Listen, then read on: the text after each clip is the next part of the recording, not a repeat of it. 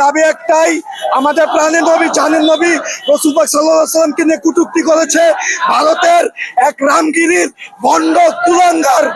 আমরা তার বিচার চাই। তার ব্যাপারে অনেকবার মামলা করা হয়েছে, কিন্তু তার ব্যাপারে কোনো আইনি অ্যাকশন নেওয়া হয় নাই।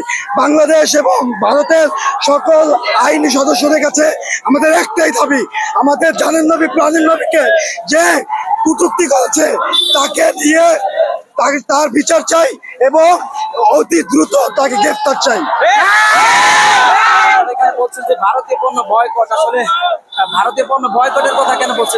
ভারতীয় পণ্য বয়কট করা হচ্ছে কারণ আমাদের বাংলাদেশে হিন্দুরা সংখ্যালঘু হওয়ার পরেও আমরা তাদেরকে ভাই মনে করি।